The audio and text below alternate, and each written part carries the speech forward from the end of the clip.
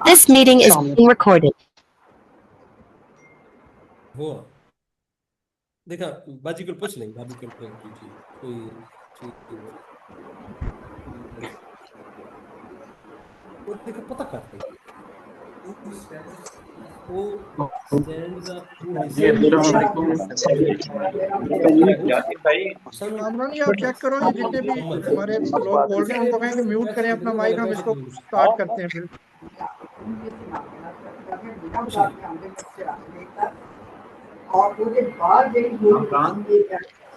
कामरान है हमारे साथ? जी कामरान सर अवेलेबल है। कामरान आप म्यूट करते जाओ सबको, जो जो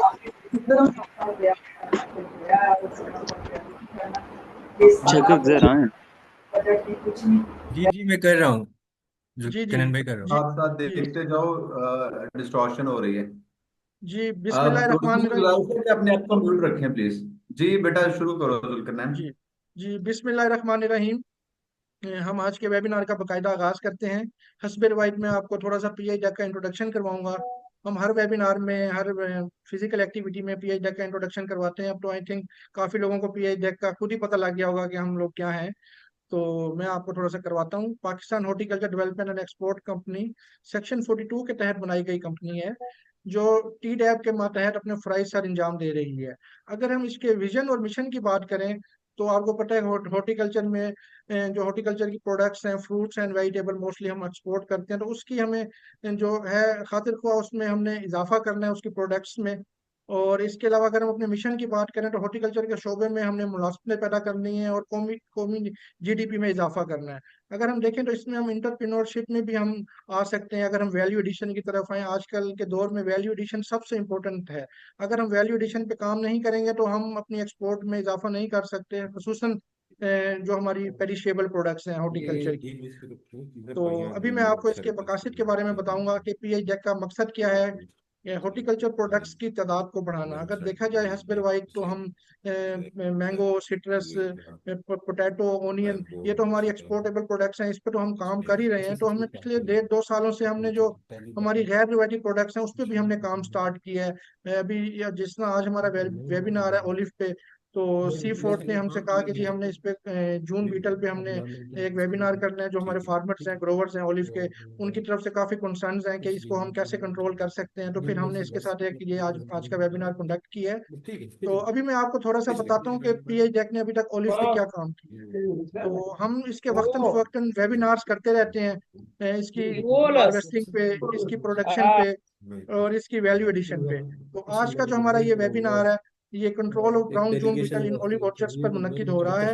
इसके अलावा मैं थोड़ा सा आपको बताता हूँ कि हम सी फोर्ट वालों के साथ मिलके ईद के फौरन बाद एक फिजिकल एक्टिविटी भी करने जा रहे हैं और इनके साथ हम अपना एक प्रोजेक्ट भी लॉन्च करने जा रहे हैं। तो ये तो थी आज का थोड़ा सा इंट्रोडक्शन। तो अभी मेरे साथ खावन नदीम साहब मौजूद हैं सर, तो वो थोड़ा सा पीएच के बारे में बताएंगे। तो उसके बाद डॉक्टर रमजान साहब अपना थोड़ा सा सी फोर्ट के बारे में बताएंगे। उसके बाद हम अपनी प्रेजेंटेशन शेयर करेंगे। मैं को कहना था कहीं उन्होंने जी खावन नदीम साहब बहुत सर। शुक्रिया, बहुत मेहरबानी जी। ज्यादा टाइम नहीं आप लोगों का लूंगा। जुल्करनैन ने आपके साथ पीएचडेक का जो मैंडेट है वो शेयर कर दिया, जो कि बड़ा क्लियर है कि हम हॉर्टिकल्चर सेक्टर को अपलिफ्ट करने के लिए जो भी इसके अंदर इंटरवेंशंस की जरूरत है, चाहे वो प्रोडक्शन साइड पे है, सप्लाई साइड पे हो या एक्सपोर्ट के अंदर हो, हम इंशाल्लाह आप लोगों को सपोर्ट करते रहेंगे। जिसके ऊपर जुल्करनैन ने भी बात की, ये एक पेस्ट है जैतून का। सी फोर्ट ने हमें इन्फॉर्म किया कि इसके ऊपर लोगों को गाइड करना चाहिए, क्योंकि ये जो पेस्ट है ये खातरखा डैमेज कर रहा है हमारे पौधों को और इवेंचुअली हमारी प्रोडक्शन जो है वो कॉम्प्रोमाइज होने का खतरा है। तो इसलिए हम लोगों ने टाइमली कोशिश की कि आप लोगों के साथ एक डिटेल्ड अवेयरनेस सेशन शेयर करें, जिसके अंदर हम आपको सी फोर्ट की टीम आपको गाइड करेगी कि किस तरह हम जूम बीटल को कंट्रोल कर सकते हैं। आप लोगों से गुजारिश है कि आप अपने आप को म्यूट रखिएगा। आप लोगों के क्वेश्चन जो हैं वो इंशाल्लाह प्रेजेंटेशन के फौरन बाद हम लोग लेंगे। और जैतून और की ऑयल की एक्सपोर्ट के बारे में अगर आप लोगों के क्वेश्चंस होंगे तो हम इंशाल्लाह वो भी बाद में आपको एड्रेस करेंगे। बहुत मेहरबानी आपकी। मैं रिक्वेस्ट करूंगा हमारे एक्सपर्ट से, डॉक्टर रमजान साहब से, कि थोड़ा सा सी फूड के बारे में बताएं और फिर इसके बाद हमारा जो टेक्निकल सेशन है regarding the control of June beetle, उसके ऊपर हमारा सेशन शुरू होगा जी। Over to doctor Ramzan sahab sir. जी बिस्मिल्लाहिर्रहमानिर्रहीम। वतीन सबसे पहले तो मैं खबर साहब आप लोगों का इंतहाई मशकूर हूँ कि यकीन कीजिए कि जब जैतून यहाँ ये कहा जाता था कि पाकिस्तान में जैतून नहीं हो सकता, तो ये हमारा बेंचमार्क था। और इसमें पाकिस्तान के बहुत सारे इदारों ने कंट्रीब्यूट किया है। और जो सरफेस पे जो डेवलपमेंट हुई है कि लोगों को जो नजर आई है, उसमें बारानी एग्रीकल्चर रिसर्च इंस्टीट्यूट का एक बड़ा पायनियरिंग रोल लोग रिकग्नाइज करते हैं। और मेरा ईमान है कि अल्लाह रब्बुल इज़्ज़त जो है बंदों को चुन लेता है मुख्तलिफ अदवार में। और ये हमारी खुशनसीबी है कि अल्लाह ने टी डैप को चुना, पीएच डेक को चुना, कि इस क्रिटिकल मोमेंट पे, कि जब हम ऐसी स्टेज पे हैं कि हम टेक ऑफ भी कर सकते हैं और हम गड्ढे में भी गिर सकते हैं। तो ये 3-4 साल बहुत ही क्रिटिकल है। और मैं क्रेडिट दूंगा साथ पंजाब गवर्नमेंट को कि जिन्होंने ये सोचा कि यार पाकिस्तान में कोई जैतून की जो रिसर्च है और जो डेवलपमेंट है उसके लिए कोई एक बाकायदा रेगुलर इदारा होना चाहिए। तो अल्हम्दुलिल्लाह जो जिसको मैं हेड कर रहा हूं और मेरे साथ एक बहुत अच्छी टीम है, centre of excellence for olive research and training. और हमारे साथ इनामुल हक साहब जो हैं, उन्होंने इसका तर्जमा किया है तहकीकाती व तरबियती इदारा बराए जैतून चकवाल। तो हमारी लिगेसी जो है वो एक बहुत साउंड फुटिंग पे है। बारानी एग्रीकल्चर रिसर्च इंस्टीट्यूट ने जो काम किया और उसको लेके हम आगे चल रहे हैं। तो जैसे नाम से जाहिर है कि हम एक्सीलेंस का ये एक सफर है। और इसमें प्रोडक्शन साइड है, इसमें प्रोसेसिंग साइड है, पूरी वैल्यू चेन को जो है हम इंशाअल्लाह अजीज, ये एक ख्वाब है कि हम इसको सपोर्ट करेंगे। टेक्निकल असिस्टेंस प्रोग्राम है। और यहाँ पे अब सब लोगों को मैं दावत देता हूँ कि सेंटर ऑफ एक्सीलेंस में दुनिया की 86 अकसाम पे काम हो रहा है। इसके साथ साथ जो 21 वैरायटीज हैं, जिनमें से 16 वैरायटीज इस सेंटर ने पाकिस्तान को दी हैं, अप्रूवल हुई है। और उनका अब अल्हम्दुलिल्लाह ये सारी जो प्रोविंशियल गवर्नमेंट्स हैं, फेडरल गवर्नमेंट है, जैतून शजर मुबारका है, तो ये कॉमन है अल्हम्दुलिल्लाह। सारी जो पूरा पाकिस्तान के जो साइंटिस्ट हैं वो ऑन बोर्ड हैं। हमारे ऑलिव के जो पैनल्स बने हुए हैं एक्सपर्ट्स के, और हम रेगुलरली चीज़ें जो है वो एक दूसरे से मुख्तलिफ व्हाट्सएप ग्रुप्स में, फेसबुक पे जैसे हमारा है ऑलिव वैली पाकिस्तान, तो ये एक होप क्रिएट की है। और जिस स्टेज पे मैं समझता हूं अल्लाह ने पीएच डेक को चुना है, ये बहुत आला काम कर रहे हैं। एक अवेयरनेस जो है हमें ये बढ़ाना कि यहाँ यहाँ पे आपको एसओएस कॉल कहाँ देनी है, चाहे वो आपका प्रोडक्शन का इशू हो, प्लांट प्रोटेक्शन का इशू हो, वैल्यू एडिशन का इशू हो, प्रोसेसिंग का इशू हो, मार्केटिंग का इशू हो, सेल का इशू हो, ब्रांडिंग का इशू हो, क्वालिटी का इशू है हो। तो मैं समझता हूं कि ये जो अल्लाह ने हमें पाकिस्तान को ये एजाज बख्शा है कि हमारा सिल्वर मेडल मिला है, मेरा ये यकीन है और मेरा ये वजदान कहता है और मेरी टीम की भी यही राय है कि पाकिस्तान के हर फार्मर का तेल इंशाअल्लाह अजीज अवार्ड विनिंग होगा।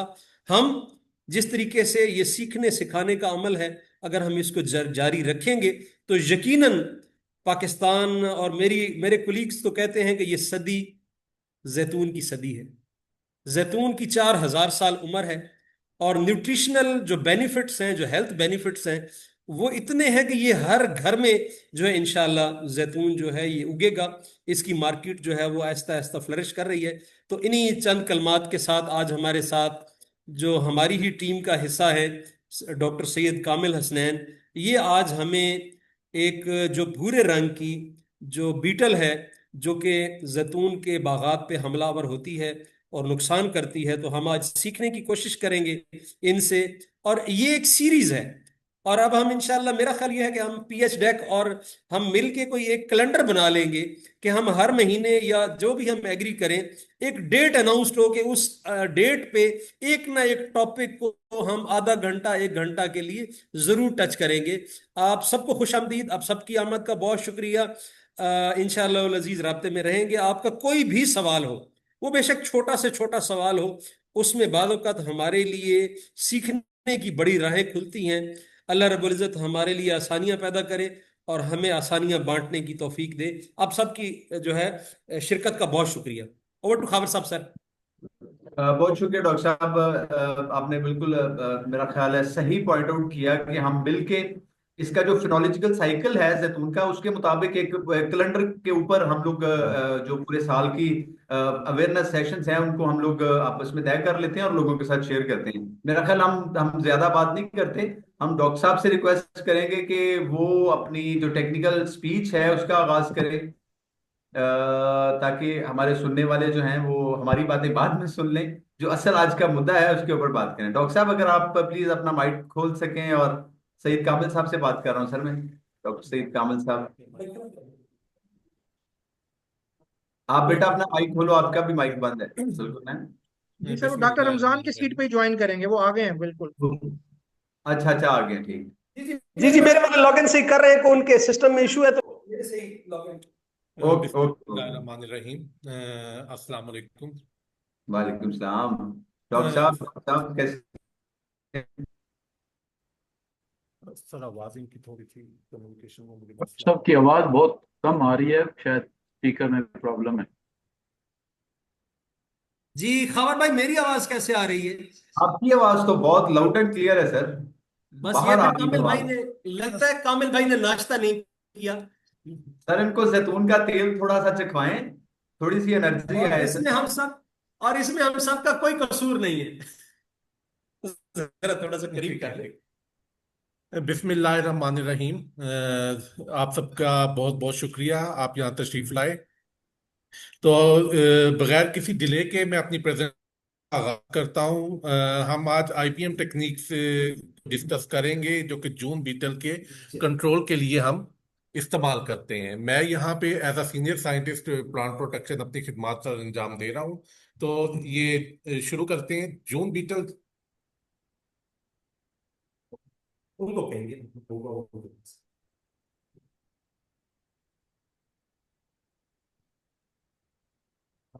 कहेंगे ना next. Next please sir.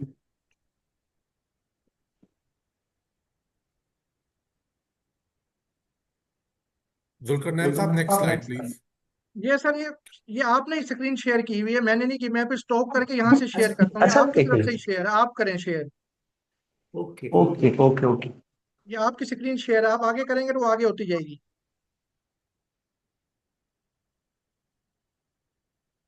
Doctor साहब एक और गुजारिश है कि आइंदा आने वाली जो प्रेजेंटेशंस हैं उनको हम उर्दू में बनाएं, ताकि हमारे देखने वाले जो साहिबान हैं वो ज्यादातर फार्मर्स हैं, तो वो यस।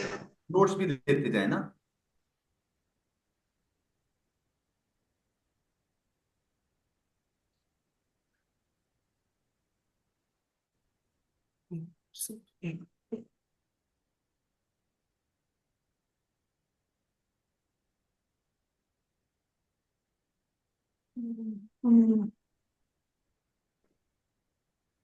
जी सर, अब आप अपनी स्क्रीन शेयर कर रहे हैं मगर अभी शो नहीं हो रहा कुछ इस पे। हाँ हाँ ये ये हो गया सर, स्टार्ट करें इसको। जुल्करनैन भाई, आप काइंडली वहां से करें, यहाँ से थोड़ा सा इशू आ रहा है। चले मैं कर देता हूँ सर। Thank you. डॉक्टर साहब आपके दोनों माइक खुले में हैं। एक माइक अगर बंद कर लें तो थोड़ा सा इको नहीं आपका वो आएगी। बंद आपके शायद दो अकाउंट से आपने ज्वाइन किया हुआ, एक पीएचडी पोर्ट है बट बट और डॉक्टर यहाँ मोहम्मद पर रमजान। जी सर, इसको स्टार्ट करें, मैंने स्क्रीन शेयर कर दी, आप बोलते जाएं।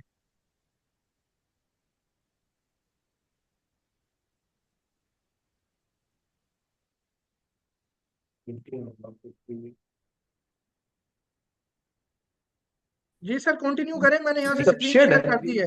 जी। बेटा नेक्स्ट लाइव कर दो जुल्करनैन, नेक्स्ट लाइव पे चले जाओ। जी सर।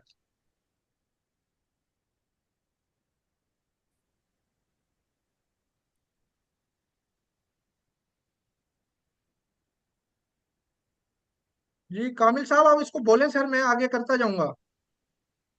जी जी जी ठीक। ठीक। जून बीटल का ताल्लुक पत्ते खाने वाले कीड़ों के खानदान से है। और जो हमारे पास फार्मर की क्यूरीज आई, उसमें ये आप पहली ये तस्वीर देख रहे हैं, तकरीबन ये 8-10 किस्म की मुख्तलिफ जून बीटल्स यहाँ पे नजर आ रही हैं। खैर जून बीटल तो नहीं, मुख्तलिफ किस्म की बीटल्स हैं। ये सब की सब इसी मौसम में जो है जैतून के ऊपर हमलावर होती हैं, जैसे कि आप इस साइड पे तस्वीर देख रहे हैं। इसी तरह से पत्तों का नुकसान होता है, और जैतून का फल जो कि इस वक्त हरे कलर की स्टेज में होता है, उसके ऊपर भी जो है ये हमलावर होती है और नुकसान का बायस बनती है। इसका लार्वा जो है वो इसे ग्रब बोलते हैं, और ये जड़ों के ऊपर हमलावर होता है। ये सिर्फ जैतून का कीड़ा नहीं है, बल्कि इसकी मेजबानी जो है वो बहुत वसी है। ये कई किस्म की फसलों, मसलन मकई, आलू, और इवन के आपके जो लॉन है, घर का बागीचा है, उसमें भी इसके जो घास के ऊपर इसका हमला आप देख सकते हैं। नेक्स्ट जी।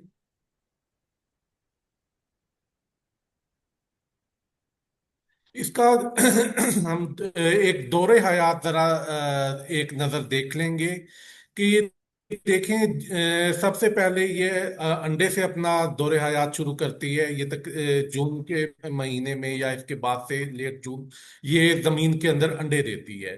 अंडे से इसके जो लार्वा निकलता है उसको को हम ग्रब बोलते हैं।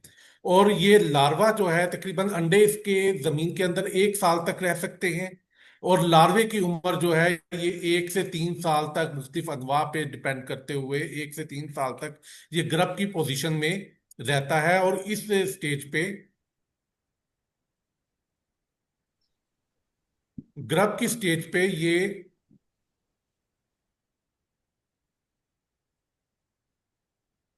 जी सर, आप कंटिन्यू करें, आपकी आवाज आ रही है, बोलें आप।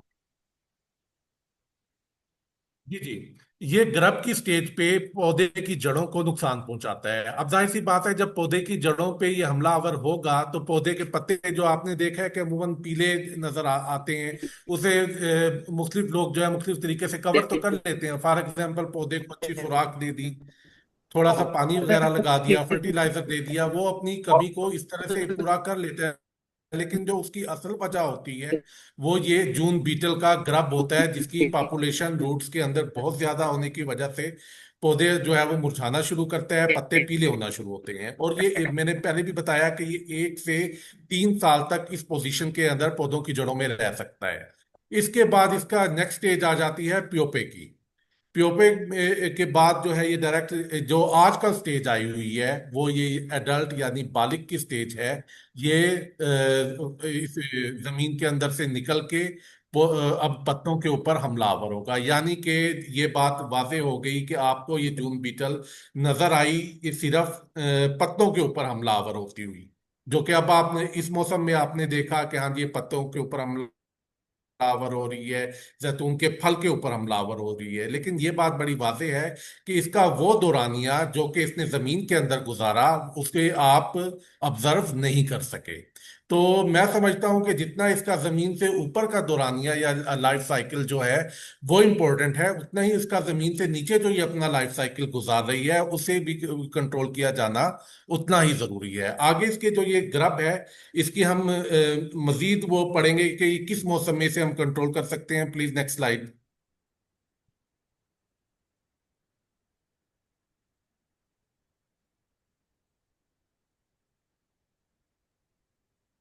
जी। जी सर। यहाँ ये आप देख सकते हैं कि ये मजीद डिटेल से बताया गया कि जुलाई में बीटल ने अंडे दिए। ये देखें यहाँ पे, जुलाई में बीटल ने अंडे दिए, अगस्त में इसके अंदर से ये हैचिंग होना शुरू हुई, और ग्रब बनते बनते बनते ये तकरीबन दिसंबर के महीने में जमीन की सतह से 3 से 12 इंच नीचे चली जाती है ये। और फिर दोबारा जनवरी फरवरी में ये जमीन के उसे ऊपर आके ये फाइनली मई जून के महीने में प्योपा बनाने के बाद एडल्ट की फॉर्म में जमीन से बाहर निकलती है और हमलावर होती है। अब ये देखें, जब ये जमीन के अंदर नीचे चली जाती है, यानी कि दिसंबर जनवरी फरवरी और तकरीबन मार्च भी, इस मौसम में हम इसे कोई मुनासिब, यानी कि अगर ये इंसेक्टिसाइड ड्रेंच करेंगे या कोई इस किस्म का एप्लीकेशन करेंगे, वो पॉसिबल नहीं है, क्योंकि जमीन से 1 फीट के नीचे तक काफी गहरी चली गई है। अब मैं समझता हूं कि इसका सबसे बेहतर कंट्रोल का, केमिकल कंट्रोल का टाइम, मैं ये समझता हूं कि सितंबर अक्टूबर और नवंबर वो 3 महीने हैं, यानी कि गर्मी का इख्तिताम और खिजां का आगाज। ये वो टाइम है जहां पे आप इस जून बीटल की को बेहतरीन तौर पे कंट्रोल कर सकते हैं। इस मौसम में आप इस पे केमिकल अप्लाई करें। इस मौसम में आप इसकी इस पे जो है वो हल वगैरह चलाएं, तो बड़े अच्छे तरीके से जो है वो एरेडिकेट हो जाएगा आपके खेत से। Next please.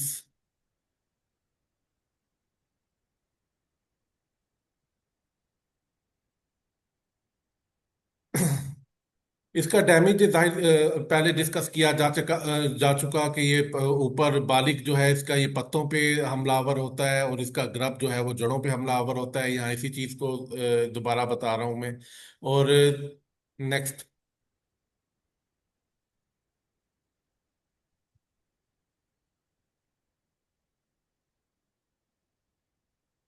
Ji sir, slide share हो गई है, आप कंटिन्यू तो करें। इसे जी, इन्हें किन तरीकाकार के जरिए आप कंट्रोल कर सकते हैं? सबसे पहले इसका रवायती तरीकाकार आ जाता है, मैकेनिकल आलात के जरिए हम इसे किस तरह से कंट्रोल करेंगे। हयातियाती तरीकाकार, यानी कि बायोलॉजिकल एजेंट हम इस पे कौन कौन से अप्लाई कर सकते हैं, और कीमियाई तरीकाकार। और इन सब तरीकों को किस तरह से मिला के हम इसके ऊपर अप्लाई करेंगे और एक बेहतरीन कंट्रोल हम हासिल कर सकते हैं। सबसे पहले प्लीज ये नेक्स्ट स्लाइड कर दें। कल्चरल कंट्रोल में फसलों का हेर फेर सबसे पहले आ जाता है क्रॉप रोटेशन। क्योंकि आप जैतून के काश्तकार हैं, इसलिए ये तरीका आपके ऊपर तो अप्लाई नहीं हो सकता, क्योंकि जाहिर सी बात है जैतून एक परमानेंट फसल है, इसने साला साल आप चलना है। ये वो लोग इस पे अमल कर सकते हैं जो कि ये गंदुम या मकई या आलू या इस किस्म की फसलें काश्त कर रहे हैं। जो हॉर्टिकल्चर यानी कि दरख्त वगैरह आपने इसमें लगाए हुए हैं या बागात हैं, वो इस चीज को इम्प्लीमेंट अपने ऊपर नहीं कर सकते। अब इसके बाद ये है कि गहरा हल चलाना। जैसे पहले मैंने बताया कि इसका ग्रब के स्टेज पे इसका कंट्रोल किया जाना इंतहाई जरूरी है जब ये ग्रब की फार्म में हो। जब आप गहरा हल चलाते हैं तो इसके जो लार्वे हैं वो एक्सपोज हो जाते हैं, बाहर निकल आते हैं, और ये परिंदे इन्हें शिकार कर लेते हैं। तो ये एक मेरे ख्याल में बेहतरीन कंट्रोल मेजर बन सकता है। और इसके बाद खेत की सफाई का ख्याल रखना। जब इसके बालिग को कहीं छुपने की जगह मिलती है, कोई आपने ऐसी जगह बनाई हुई है जाके बहुत ज्यादा कूड़ा काट या प्लांट का डेब्रिस, खासकर मैंने देखा है कि जैतून के बागात में जब आप शाख तराशी करते हैं तो वो जो शाखें हैं एक जगह ये बाग के अंदर ढेर बना हुआ होता है उसका, तो वो इसे एक खास जगह मिल जाती है इसे छुपने के लिए, एस्केप करने के लिए। तो मैं समझता हूँ कि बाग की सफाई भी जो है वो बेहद जरूरी है। Next please. मैकेनिकल कंट्रोल में ये एक तो ये किया जाता है कि रात के वक्त पौधों से इसे बीटल को चुन लिया जाता है। ये एक लेबोरियस काम है अगरचे, लेकिन लोग बाज दफा ये प्रैक्टिस भी करते हैं कि इसके पत्तों के ऊपर से इसके बालिग को चुन लें और उन्हें जो है वो तल्फ करते हैं। दूसरा ये है कि आप लाइट ट्रैप्स इस्तेमाल करते हो। किसी जगह आप ये एक लैंप जला देते हो, लैंप बना लें, या ये लाइट ट्रैप्स बाहर से बाजार से मिल भी जाते हैं, लेकिन एक आसान लाइट ट्रैप्स आप अपने तौर पे भी बना सकते हैं। पानी का एक टब ले लें, उसके ऊपर मैं समझता हूँ कि सबसे जो फिजिबल है वो जो हमारे यहाँ एक कैरोसिन लैंप, जो गैस का लैंप जिसे बोलते हैं, वो मैं समझता हूँ कि सबसे ज्यादा फिजिबल है, उसकी रोशनी सबसे ज्यादा होती है। आप टब के अंदर दो चार ईंटें रख के उसे थोड़ा सा ऊपर कर लें उसके लेवल को, और उसके ऊपर आप इस लैंप को रख दें, ताकि लैंप का जो रोशनी वाला चिमनी वाला हिस्सा है वो आपका सामने नजर आए। और उस टब को आपने इंसेक्टिसाइड से, कोई भी इंसेक्टिसाइड ले लें, कॉन्टैक्ट इंसेक्टिसाइड हो, 2 ग्राम या 2 मिलीलीटर फी लीटर के हिसाब से इसका आप सोल्यूशन बना लें, इस टब के अंदर डाल दें। और तकरीबन मगरिब के बाद से जब ये हल्का हल्का अंधेरा फैलना हो, आप इसे अपने बाग के अंदर रख दें।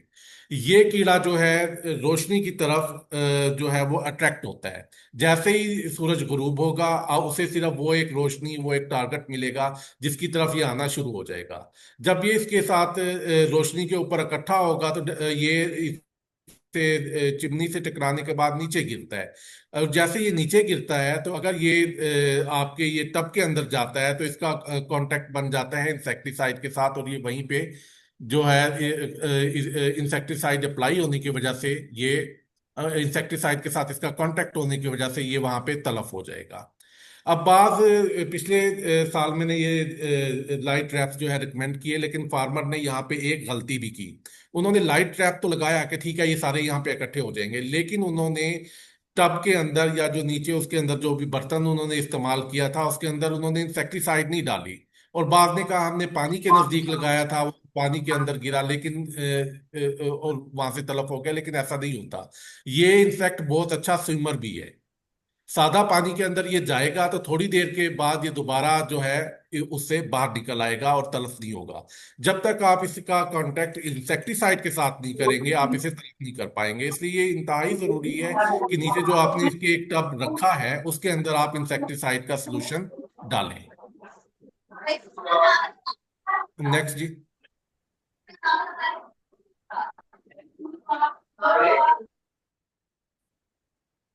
अब ये हयातियाती तरीकाकार में ये निमाटोड्स मिलते हैं, स्टेनर है, ट्रिटोहेप्टाइटिस है। लेकिन ये है कि ये अभी यहाँ पे इतना एडवांस तरीकाकार नहीं है कि आप निमाटोड या फंजाई को अपने बागात में इस्तेमाल कर सकें। ये कोई, अगर आपके पास कोई एक्सपर्ट मौजूद है वो तो आपको ये हेल्प दे सकता है। और मेरे ख्याल में इनकी अवेलेबिलिटी भी अभी यहाँ पे इंशाल्लाह हम फ्यूचर में ये मुमकिन बनाएंगे कि बायोलॉजिकल कंट्रोल पे भी काम करें और फार्मर को हमारे इदारे की तरफ से ये चीज़ें दस्तियाब हो सकें और वो इसे अप्लाई कर सकें। लेकिन अभी ये सिर्फ आपकी एक नॉलेज के लिए मैं बात बता रहा हूँ कि निमाटोड के जरिए, जैसे ये तस्वीर में आप देख सकते हैं कि निमाटोड ने इसके लार्वी या ग्रब को इन्फेक्ट किया है और उसके अंदर मल्टीप्लाई करके और ज्यादा ढेर सारे निमाटोड इसमें से निकल रहे हैं। और ये फंजाई ने इसकी एडल्ट बीटल को इन्फेक्ट किया है और ये इसके ऊपर जो है वो उगना शुरू हो गई है। लेकिन आप जिस बायोलॉजिकल कंट्रोल अच्छे तरीके से अडॉप्ट कर सकते हैं वो मैं समझता हूं कि डक फार्मिंग है। अगर आप अपने फी एकड़ 20 से 25 परिंदे मैनेज कर लेते हैं अपने बाग के लिए तो इसके आपको कई फायदे होने वाले हैं। देखिए, सिर्फ जून बीटल का मसला नहीं है आपके पास। अब ये मौसम है, हम उसकी बात कर रहे हैं, लेकिन थोड़ा अरसा गुजरेगा आप स्नेल स्लग की बात करेंगे कि हाँ जी स्नेल हमारे बाग में आ गए हैं, उसका तदारुक कैसे करें। फिर उसके बाद टर्माइट की आप बात करेंगे। थोड़े अरसे बाद ये जो मिली बग आ जाता है, मैंगो मिली बग जिसे बोलते हैं, उसकी भी बात आपने थोड़े से के बाद कर दी है। जून बीटल इसके साथ हो गया। अब ये देखिए 4 5 या 6 इंसेक्ट इस किस्म के हो गए जिसके लिए आपने बार बार इंसेक्टिसाइड इस्तेमाल करनी है, जो कि मैं कम अज कम इनकरेज तो नहीं करूंगा इस चीज को। इसलिए मैं ये हाईली रिकमेंड करता हूं कि जितने भी जैतून के काश्तकार हैं वो 20 से 25 परिंदे अपने यहाँ पे बतखें जो हैं, खासकर डक्स जो हैं, वो अपने ऑर्चिड में जो हैं वो यकीनी बनाएं कि ये आपके खेत में आजादाना घूमे। जैसे ही आपको पता है कि ये बड़ी डीप जाके बत्तख अपनी चोंच के जरिए कीचड़ के अंदर, पानी के अंदर बड़ी डीप जाके कीड़े वगैरह तलाश कर लेती है। और इसका सबसे ज्यादा जो टाइम गुजरता है जून बीटल का वो मट्टी के अंदर गुजरता है। ये पूरा इसका दो हयात डिस्कस करने का मेरा मकसद ही यही था, ताकि जब मैं आपको इस बात के लिए कायल करना चाहूँ तो आपको ये बात अच्छे तरीके से समझ आ जाए। जब ये देखें 3 साल तक जून बीटल उसके अंदर रह रही है और आपने परिंदे वहां पे अपने स्टैब्लिश किए हुए हैं तो वो इसे बड़े अच्छे तरीके से से कंट्रोल कर देंगे।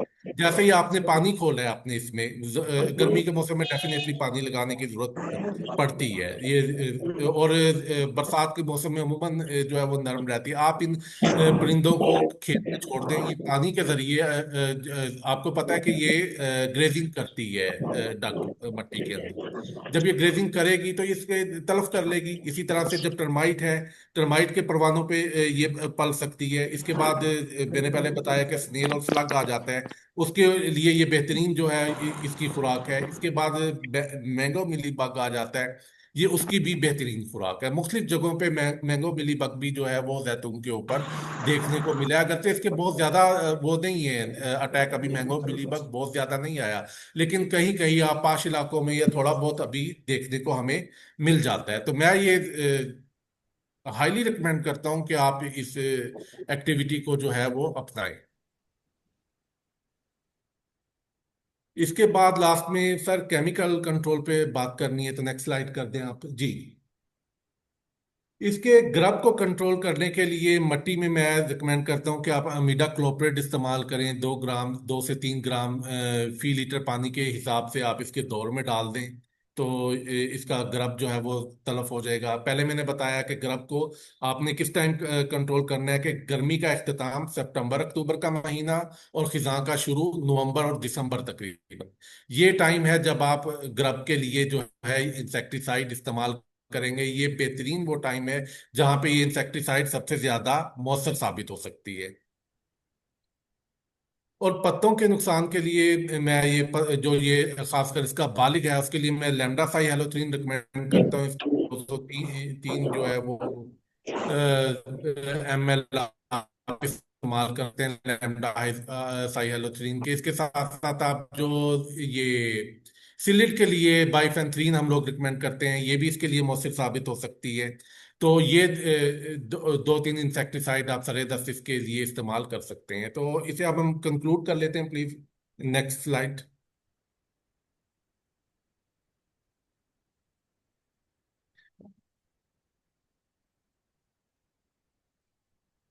तो इसका जो कंक्लूजन यही बनता है कि इसका बरवक्त जो तदारुक है वो अगर ना किया गया तो जाहिर सी बात है ये शदीद माली नुकसान का बायस बनेगी। ये आपके पत्तों पे अटैक कर रही है इस टाइम, और ये आपके फ्रूट के ऊपर अटैक कर रही है। इसके अलावा इसके लिए ये एक तरीका, यानी कि सिर्फ आप किसी एक चीज पे रिलाई ना करें कि आपने स्प्रे ही करना है। स्प्रे के अलावा मैंने आपको बताया इसकी बात की हमने, बायोलॉजिकल कंट्रोल में डक्स फार्मिंग की मैंने बात की। आप इसे जरूर अडॉप्ट करें, क्योंकि ये मैं समझता हूँ कि ये इस इंसेक्ट की पॉपुलेशन को इकोनॉमिक थ्रेशोल्ड लेवल से बड़ा हद तक नीचे रख सकती है। तो इसके अलावा ये लाइट ट्रैप्स जो है ये मैं इंतहाई रिकमेंड करता हूँ आप सबके लिए कि लाइट ट्रैप्स हो गए, इंसेक्टिसाइड का इस्तेमाल हो गया, और ये डक फार्मिंग हो गई। सरे दस्त आपके पास ये तीन इसके जो तदारुक के तरीकेकार हैं, मैं इनकी सिफारिश करता हूँ कि आप ये इस्तेमाल करें। इंशाल्लाह आने वाले वक्त में थोड़े अरसे में मैं ये कोशिश करूंगा कि आपको ये नेमाटोड जो हैं इसके जो ये आप लोगों को अब जो है ये इदारे की तरफ से मुहैया किए जा सकेंगे।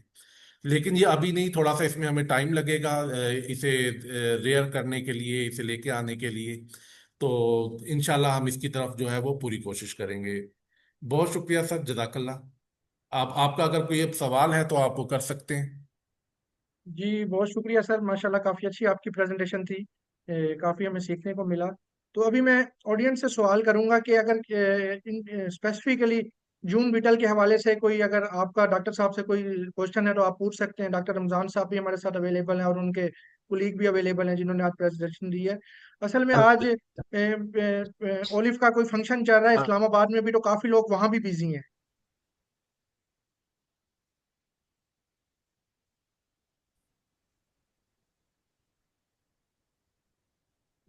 अगर किसी का कोई कोई सवाल है तो वो काइंडली पूछ सकता है हैंड रेस करके सर।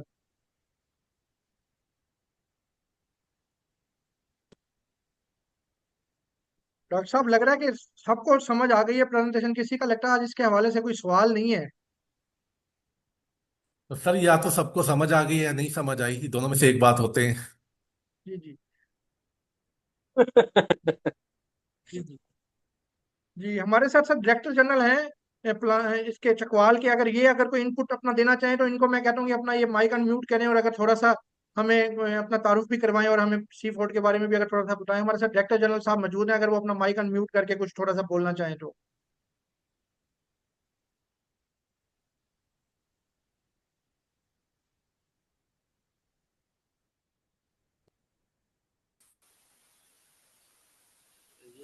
जी डॉक्टर रमजान साहब, हेलो। सर आपकी आवाज बहुत कम आ रही है। हाँ जी, डॉक्टर रियाज बात कर रहा हूँ, डायरेक्टर प्लांट प्रोटेक्शन चिकवाल। जी सर आप बोलें सर। हाँ जी, उसमें दो तीन चीजें मैं बताना चाहता हूँ कि एक तो ये कि जैसे वो डॉक्टर साहब ने बताया कि ड्रग्स का कंट्रोल, उसमें ये है कि आप अमीडा क्लोप्रिड भी डाल सकते हैं, 60 क्लोरपाइरीफास 2 लीटर डलवाएं 1 एकड़ में। ये आवाज आ रही है? जी सर आवाज आ रही है, आप कंटिन्यू करें। हाँ जी, 2 लीटर 1 एकड़ में फ्लड करें उसके ड्रग्स को कंट्रोल करने के लिए। 1 एकड़ के लिए 2 लीटर क्लोरपाइरीफास। अच्छा, दूसरा ये है कि बड़ा अहम पॉइंट है जो इसके बालग है, मेरे जिम्मेदार भाइयों के लिए ये मैसेज है कि जो बालग है उनके लिए आप, इन्होंने बताया 1-2 ग्रुप, उसमें आप क्लोरपाइरीफास और परफिनोफास भी कर सकते हैं कि 130 मिलीलीटर 1 एकड़ के लिए। लेकिन उसमें 1-2 चीजें हैं कि आपने पानी को पहले चेक कर लेना है, 1-2 पौधों पे लगा के। ये 330 मिलीलीटर 1 एकड़ के लिए है, तो ये जितने पौधे भी है, मतलब पानी अच्छी तरह पौधों को आपने मिलाना है। और उसमें एक जनरल फार्मूला दुनिया का ये है स्प्रे के लिए कि 100 लीटर से लेके 150 लीटर आप किसी आम फसल के लिए डालना है। तो यहाँ पे आपने पौधों को अच्छी तरह कैसे आप मिलाएंगे तो उनपे पानी की कमी न रहे, पानी मुकम्मल। और 330 मिलीलीटर को क्लोरपाइरीफास या परफिनोफास इसके बालक को कंट्रोल करने के लिए आप स्प्रे कर सकते हैं, और उसका बड़ा अच्छा रिजल्ट आ सकता है। लेकिन अगर पानी पूरा होगा, तो अगर पूरा पौधा पानी से नहीं मिलाया जाएगा तो ये कंट्रोल नहीं होगी जो बालक बीटल होगी। तो इसके लिए पानी आपने पूरा लगाना है, पानी कम नहीं लगाना। और जो दूसरा मैंने ड्रग्स का जड़ों के लिए बताया कि क्लोरपाइरीफास 2 लीटर आप डालें। मजीद अगर कोई सवाल है किसी जिम्मेदार का तो वो मुझे पूछ सकता है।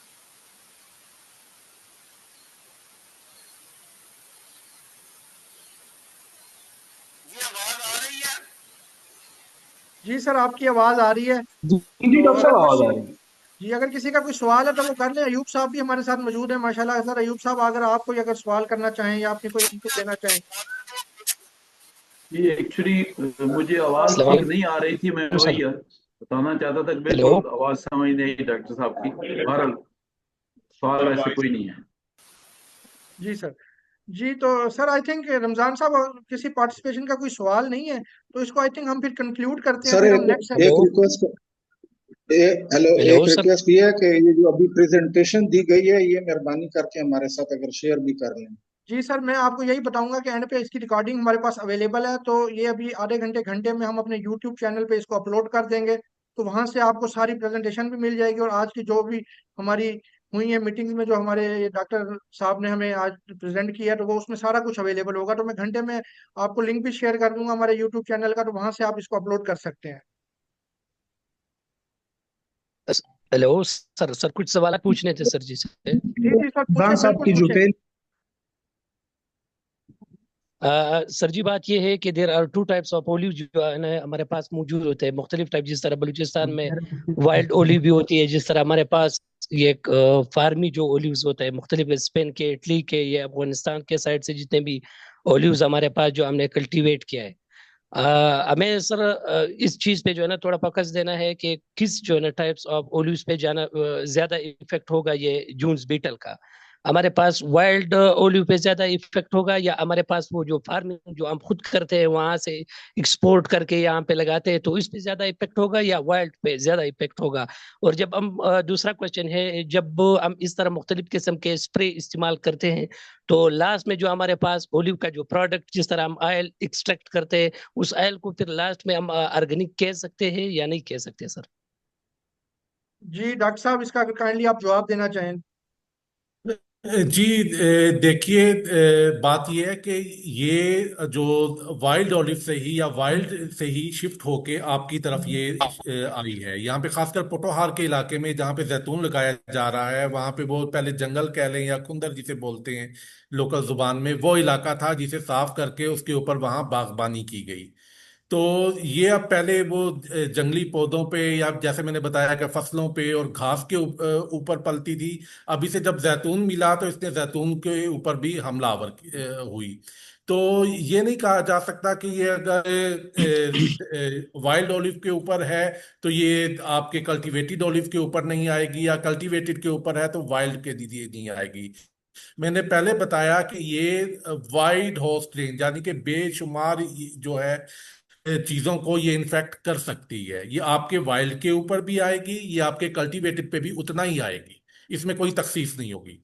दूसरा यह है कि देखें, मुझे इस चीज का मुकम्मल एहसास है कि जितने ये इसके पेस्ट बढ़ते जा रहे हैं, जो 4-5 मैंने अभी और भी गिनवा दिए, अगर आप इसके लिए सिर्फ इंसेक्टिसाइड को सहारा बनाते हैं ना, तो वो मैं समझता हूँ कि आने वाले वक्त में हमारा नुकसान होगा। इंटीग्रेटेड पेस्ट मैनेजमेंट का मकसद यही होता है कि आप एक ऐसा तरीकाकार बनाएं, ऐसा एक जो है वो सिस्टम डेवलप रखें कि आपको केमिकल कंट्रोल की तरफ कम से कम जाना पड़े। और हम इसकी तरफ काम भी कर रहे हैं इंशाल्लाह। इंशाल्लाह आपको आने वाले वक्त में, मैंने जैसे बताया कि मैं ये पूरी कोशिश करूंगा कि जो एंटोमोपैथोजेनिक निमाटोड हैं, ये यहाँ पे मैं जून बीटल के लिए आप लोगों को यहाँ पे प्रोवाइड हम इंस्टीट्यूट की तरफ से कर सकें। आगे आप इसे अपने तौर पे मल्टीप्लाई करके अपने जो है ये खेतों के अंदर इसे जो है आप इनकी तादाद जो है वो बढ़ा सकते हैं।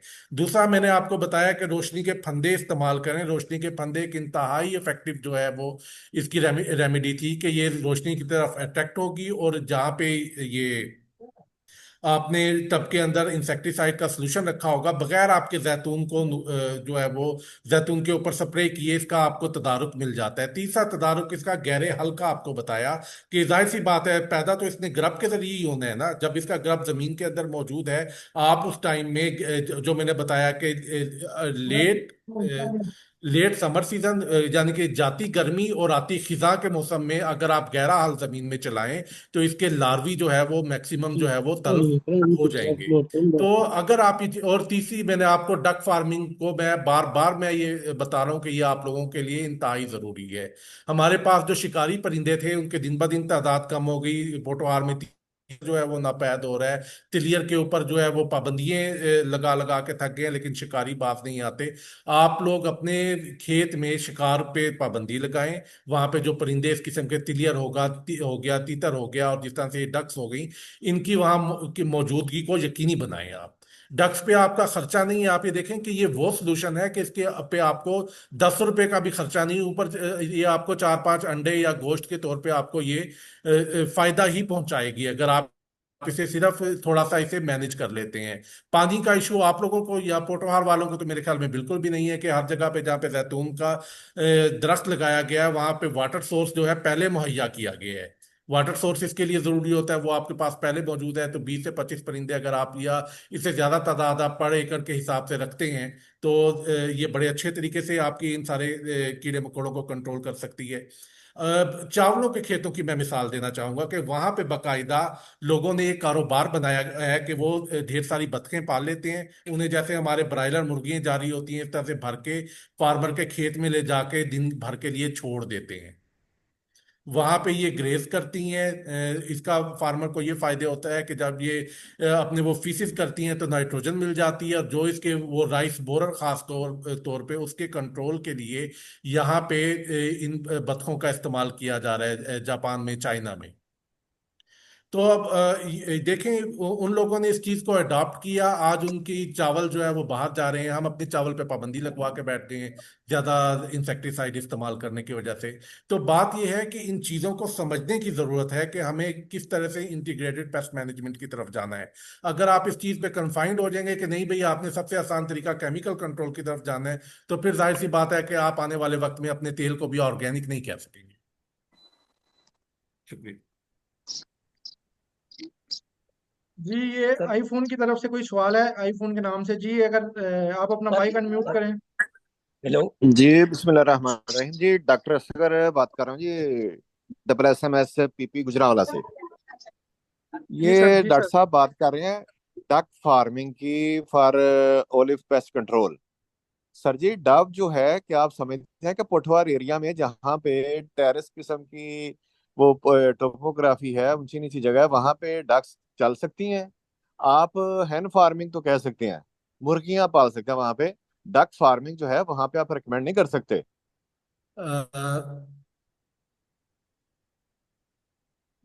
कामिल भाई, इसका मैं जवाब देता हूं। जी जी। ऐसा है कि ब्रदर, आपका शायद पोठवार का कितना एक्सपीरियंस है? डॉक्टर साहब, असगर साहब। जी पोठवार में डॉक्टर साहब हमारा ओकेजनल विजिट हुआ है, लेकिन मैंने यहाँ पे कोई वर्किंग वगैरह नहीं की कभी। देखिए, एक ये 10 साल जनरल। से काम कर रहे हैं ना पोठवार में, तो आप हाँ, कैसे कह सकते हैं कि ये विजिबल नहीं है?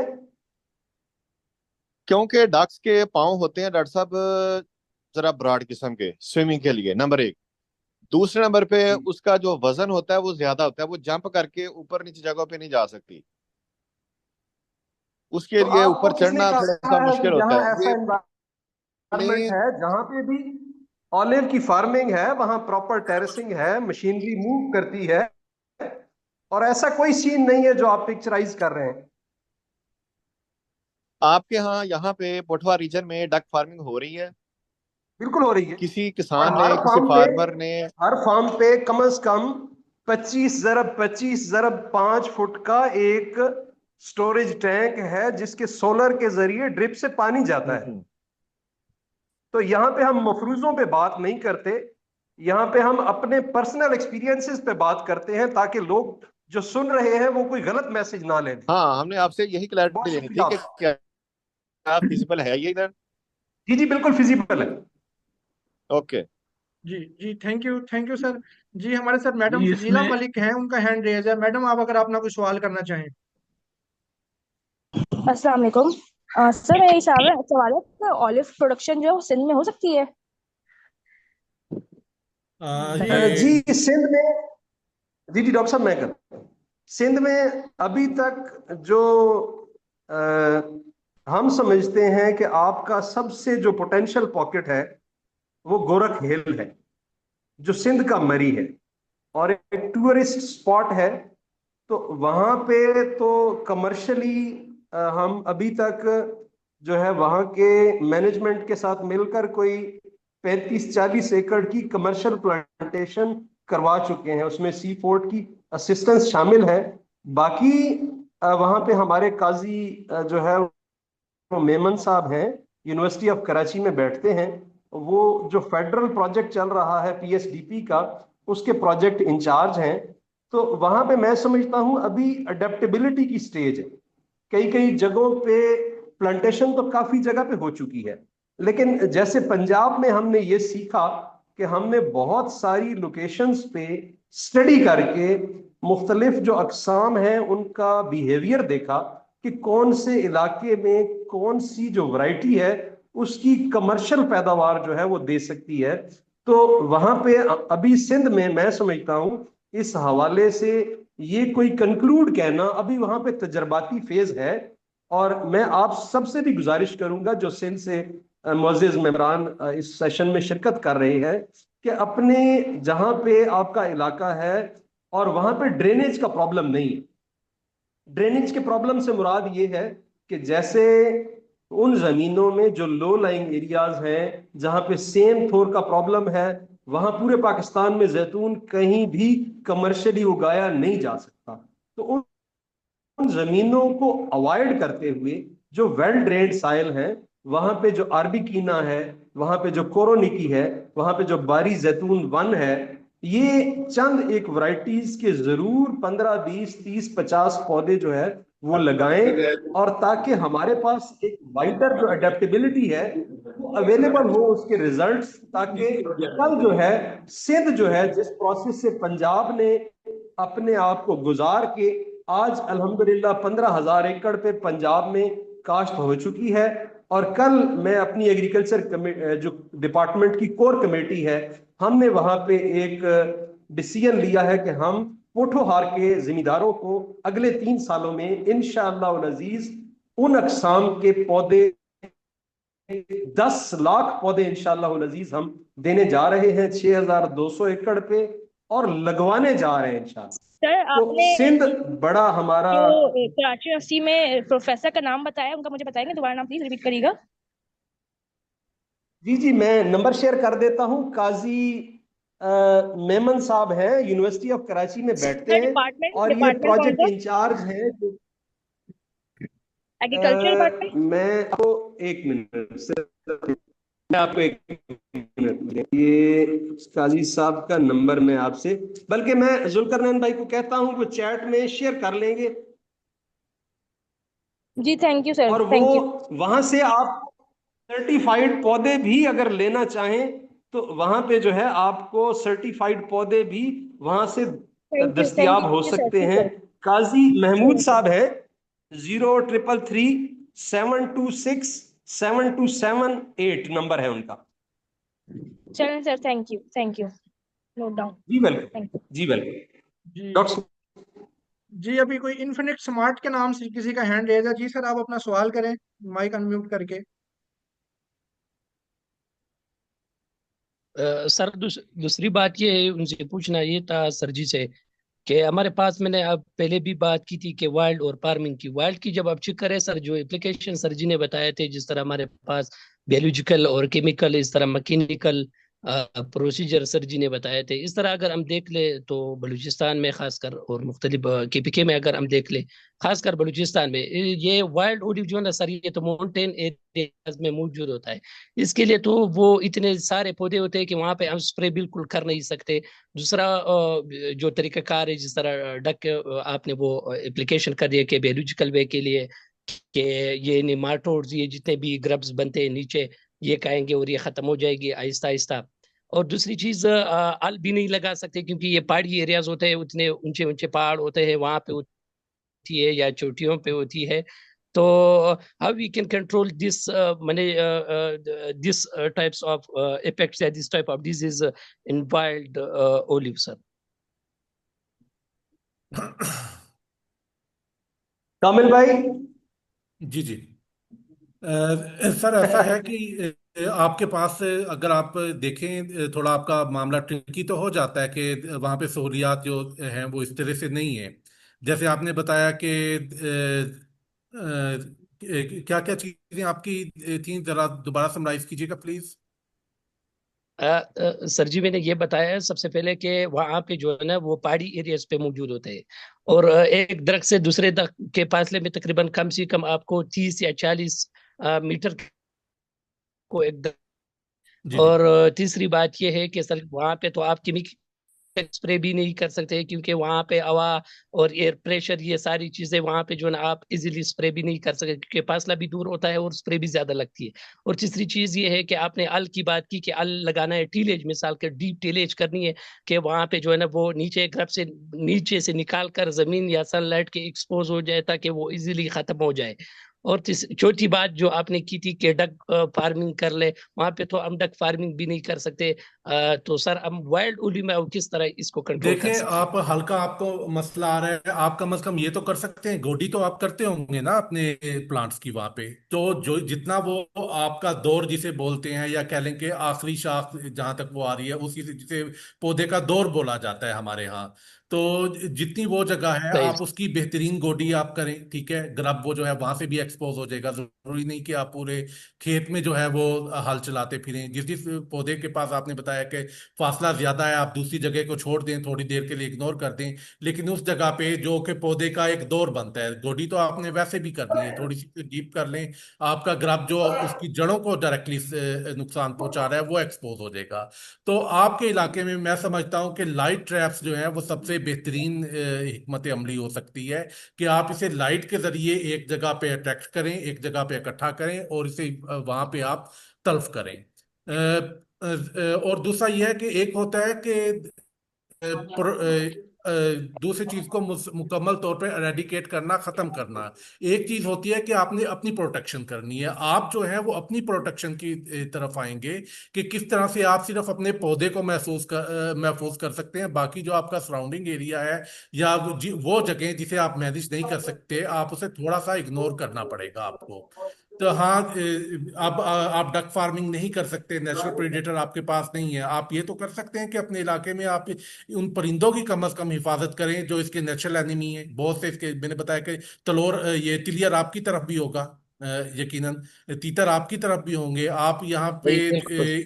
थोड़ी सी हिफाजत के लिए तरीकाकार बनाएं। ये इसके नेचुरल एनिमी है, यानी कि कुदरती तौर पे अगर आपके खेत में यहाँ पे एक बेहतरीन इनकी तादाद मौजूद है तो आप इसको आपको इसका ज्यादा मसला नहीं होने वाला। यहाँ पे मैं एक फार्मर, हमारे बड़े काइंड फार्मर है मलिक फतेह खान, मैं उनके साइड की एक बार फिर यहाँ पे मिसाल देना चाहूंगा कि उनके यहाँ पे और ये बागात में उन्होंने बाकायदा पाबंदी लगाई हुई है। वो अपने किसी भी दोस्त को, किसी भी कह लें के फेलो को वहां पे तीतर का शिकार करने नहीं देते। और जितनी दफा भी मैं गया हूँ वहां पे चिड़ियों की तरह मुझे तीतर मौजूद जो है वो मिले हैं। ये और मैं समझता हूँ कि यही वजह है कि उनके फार्म में बहुत सी चीजें जो हैं उनकी बेहतरीन एक साइट है, मैं समझता हूँ कि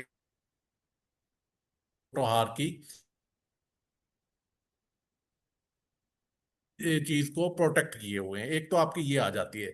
दूसरा, आप कम से कम उतनी जगह पे, जितनी जगह आपके पास है, ये नहीं कि आप सारे का सारा स्प्रे करें, उतनी जगह पे दौर बना के आप इंसेक्टिसाइड जो है अप्लाई करवा सकते हैं। आप ग्रैनुलर उस पे चले जाएं। अगर आप समझते हैं कि आपके पास ये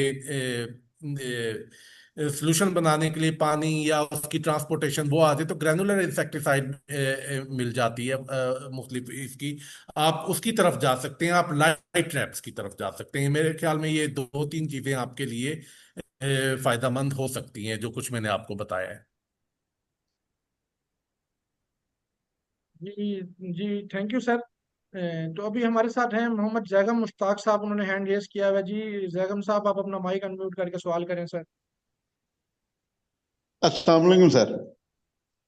वालेकुम हेलो, अस्सलाम। आवाज आ हाँ, मेरा जी रमजान साहब। साहब से क्वेश्चन है इन जनरल कि उनकी बड़ी एफर्ट्स हैं कि उनका अदारा ऑलिव पे काफी काम कर रहा है और इसकी वजह से ऑलिव को बड़ी प्रमोशन हुई है। अक्सर जगह पे ऑलिव ऑलिव का जिक्र हमें मिल रहा है। मैं पूछना चाह रहा हूँ कि आपके इंस्टीट्यूट में ऑलिव तो एग्जिस्ट कर रहा है, ठीक है, उसकी एक चीज है कि उसकी फार्मिंग में बेहतरी आ रही है, उसकी कल्चरल प्रैक्टिसेस में, उसकी वैरायटी की इंफॉर्मेशन की डिफरेंट चीजें, उसकी पेस्ट मैनेजमेंट वगैरह। मैं पूछना चाह रहा था कि उन्होंने ऑलिव की वैल्यू एडिशन पे कोई काम कर रहे हैं कि उसके कोई डिफरेंट प्रोडक्ट्स को, उसका फॉर एग्जांपल उसकी जैसे आम फ्रूट्स का आपको जैम बना रहे हैं या कोई स्क्वैश बना रहे हैं, या उसमें कोई ऑयल एक्सट्रैक्शन है, यानी ऑयल एक्सट्रैक्शन के अलावा उनके इसकी कोई वैल्यू एडिशन यानी फूड प्रोडक्ट्स की तरफ को उनके काम है, तो वो थोड़ा इन्फॉर्म करें। जी बहुत शुक्रिया जैगन साहब। ये मैं सलाम करता हूं अपने सीनियर्स को कि जब यहाँ जैतून पैदा होना शुरू हुआ तो सबसे पहला सवाल जो रिसर्च टीम के सामने था कि ये तो लोग कहते हैं कि जी कौड़े बेर ने ओलिरोपीन एंटीऑक्सीडेंट की वजह से आपके इल्म में है कि जैतून का फल कड़वा होता है।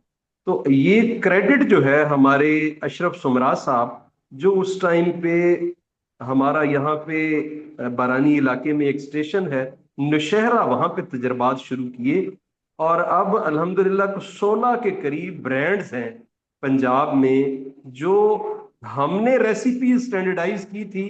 उनके कोई 9 तरह के पिकल्स बन रहे हैं और ये आईपीओ के तहत रजिस्टर्ड ब्रांड्स हैं।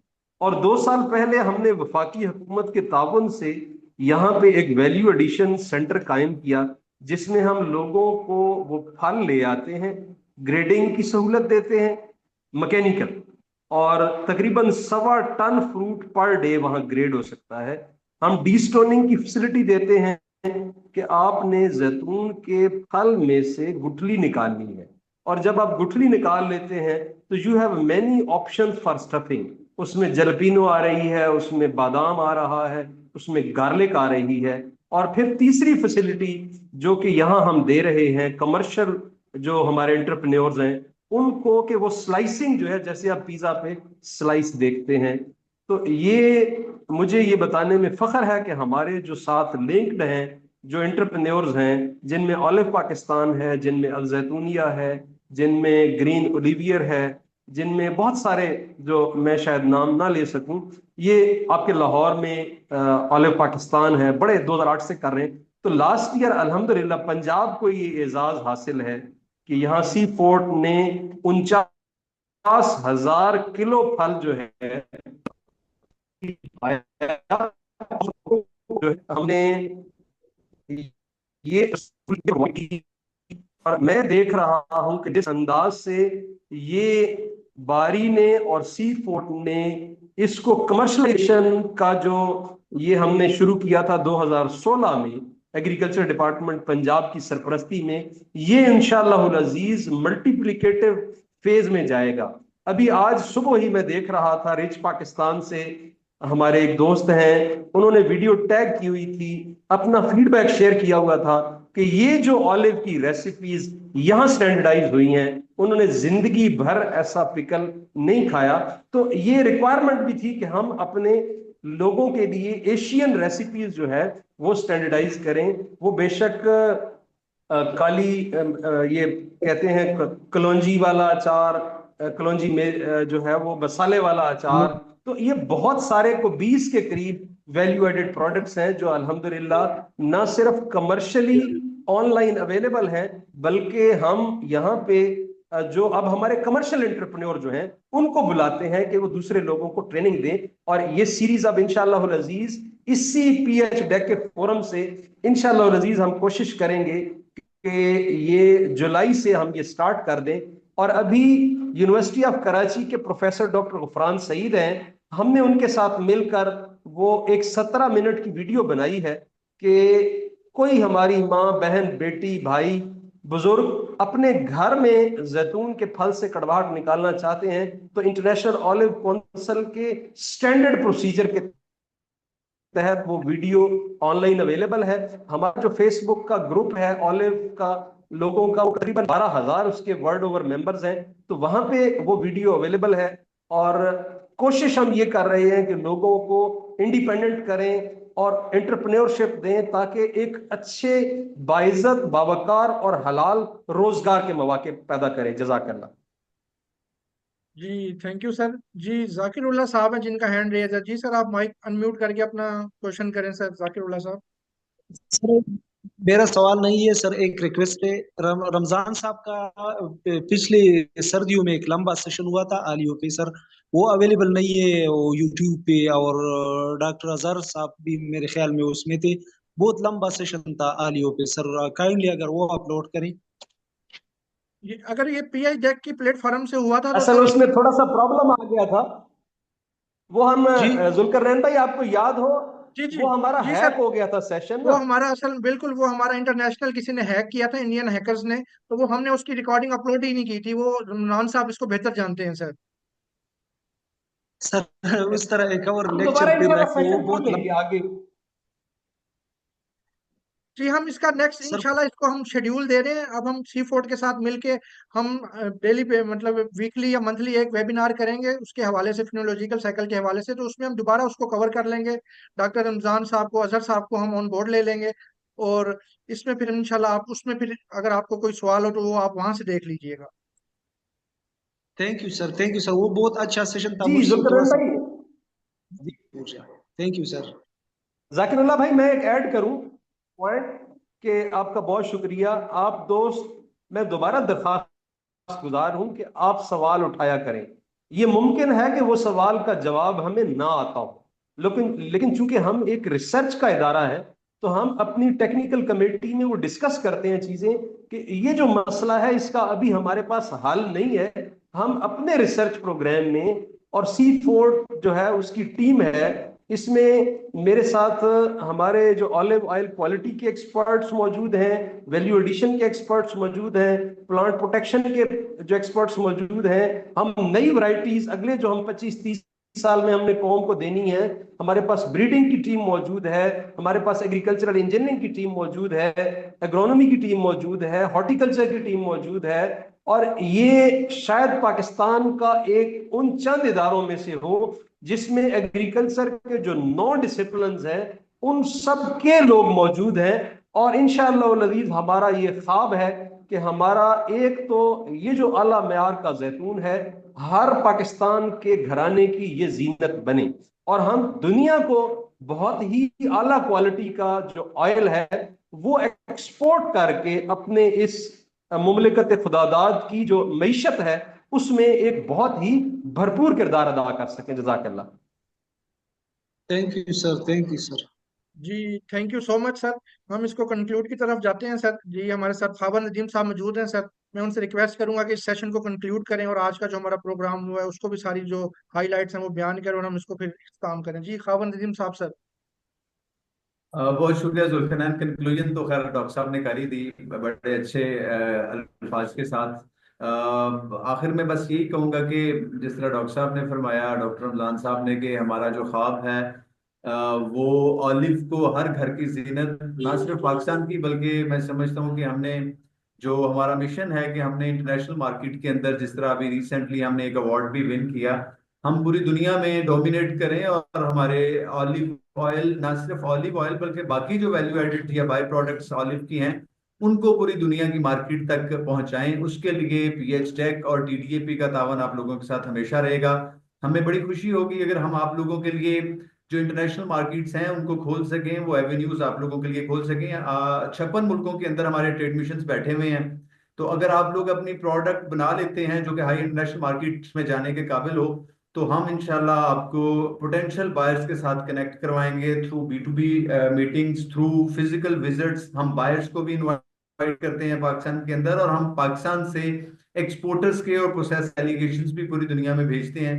उसके लिए हमारे ऑलरेडी कोई साल के अंदर 36 से 40 प्रोग्राम्स तो हम पहले से शेड्यूल करते हैं, बट विद द टाइम अगर हमें जरूरत फील होती है तो हम डेलीगेशंस बना के भी भेज सकते हैं। इस साल भी मैं आपकी खिदमत में अर्ज करता चलूँ, पिछले 3 साल से हम लोग फूड AG के नाम से एक एग्जीबिशन बड़े लेवल की पाकिस्तान में कर रहे हैं। TDAP इनफैक्ट वो करता है, हम चूंकि TDAP का पार्ट हैं, तो इस फूड एक्ट के ऊपर 800 से ज्यादा इंटरनेशनल बायर्स आते हैं। तकरीबन 70 मुल्कों से ज्यादा हम बायर्स को इनवाइट करते हैं और आप लोगों को एक प्लेटफॉर्म प्रोवाइड करते हैं जहां पर आप अपनी प्रोडक्ट्स शोकेस कर सकते हैं और इंटरनेशनल बायर्स के साथ इंटरेक्ट करके लीड्स ले सकते हैं। जो ऑलिव के हमारे पास स्टेक होल्डर्स हैं, मैं उनसे भी गुजारिश करूंगा, C4 से भी गुजारिश करूंगा कि आप थोड़ी सी प्रेपरेशंस, इस साल नवंबर में ये होने जा रहा है, नवंबर अभी टाइम काफी है, तो आप इस तरह प्रेपरेशंस अभी करें कि हमारे पास ऐसी प्रोडक्ट्स सप्लाई बेस ऐसी बन जाए कि हम नवंबर में जो पोटेंशियल बायर्स हैं यूरोप से, कनाडा से, अमेरिका से, गल्फ से, सेंट्रल एशियन स्टेट से, मुख्तलिफ एरिया से, जो 70 मुल्कों से हम बुलाते हैं, उनके साथ प्रेजेंट करने और उनके साथ इंटरेक्ट करने के लिए हमारे पास एक सप्लाई पूल पीछे डेवलप हो जाए। तो उसके लिए जहां पर हमारी सपोर्ट चाहिए हम हाजिर हैं।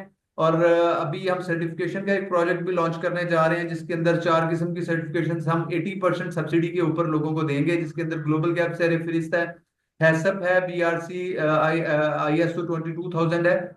ये सारी सर्टिफिकेशंस हम 80-20 की रेशियो के ऊपर फार्मर्स, प्रोसेसर्स और एक्सपोर्टर्स के लिए प्रोवाइड करेंगे। हमारी कोशिश होगी कि एंटरप्रेन्योर्स को हम प्रायोरिटाइज करें, सरे फहरिस्त रखें। ऑलिव सेक्टर चूंकि हमारा, मैं समझता हूँ, वर्जन सेक्टर है, बड़ा बहुत पोटेंशियल है इस सेक्टर में, और हमें ये भी पता चल गया कि हमारा ऑलिव दुनिया का बेहतरीन ऑलिव ऑयल है। तो इसलिए ऑलिव के जो हमारे दोस्त हैं उनसे गुजारिश है कि आप भी हमारे साथ इन टच रहें थ्रू C4 या डायरेक्टली अगर हमें कांटेक्ट करें, C4 के जरिए भी आए, तो हम आपको सर्टिफिकेशंस भी इंशाल्लाह अगले 2 माह के अंदर प्रोवाइड करने की हालत में होंगे। और उसके बाद फिर जो इंटरनेशनल बायर कम्युनिटी हमारे पास आएगी, नवंबर के पहले वीक के अंदर ये फूड एक्ट होने जा रहा है, इंशाल्लाह वहां पे हम आपको B2B डायरेक्टली फिजिकली लोगों को बारिश के साथ करवाएंगे, जिससे इंशाल्लाह आपको लीड्स मिलेंगी। मैं मेरी तरफ से बस यही था। जिस तरह डॉक्टर साहब ने भी फरमाया, हम लोग जल्द ही फिनोलॉजिकल साइकिल के हिसाब से पूरे साल का शेड्यूल चॉक आउट करते हैं, और वो सीफोर्ट और हमारी अपनी वेबसाइट के ऊपर हम डिस्प्ले भी कर देंगे, जिसके अंदर हम जितनी क्रिटिकल स्टेजेस हैं ऑलिव की, जिसके अंदर मुख्तलिफ पेस्ट, मुख्तलिफ डिजीजेस और जो इरिगेशन और न्यूट्रिशन मैनेजमेंट है उनकी टेक्निक्स जो एक्सपर्ट्स की तरफ से होनी चाहिए, वो इंशाल्लाह आपके साथ थ्रू सीफोर्ट हम लोग शेयर करेंगे। आज के इस इवेंट की रिकॉर्डिंग भी आपको थोड़ी देर के बाद हमारे यूट्यूब चैनल के ऊपर मिल जाएगी, और उसका लिंक जो है वो हम जो ग्रुप बनाया हुआ है व्हाट्सएप ग्रुप सीफोर्ट का, उसके अंदर शेयर कर देंगे। मेरी तरफ से बस इतना ही था जी। जल्द आपसे मुलाकात होगी नए प्रोग्राम के साथ, नए टॉपिक के साथ। अपना बहुत सारा ख्याल रखिएगा। अल्लाह हाफिज नासिर। मैं आखिर में अपने प्रेजेंटर का, रमजान साहब का, सैयद कामिल साहब का और बाकी दोस्तों का बहुत ज्यादा मशकूर हूँ। जल्दी मुलाकात आपसे होती है। बहुत बहुत शुक्रिया सर। अल्लाह हाफिज नासिर जी। अस्सलाम वालेकुम। जज़ाकल्लाह। जज़ाकल्लाह। अल्लाह हाफिज।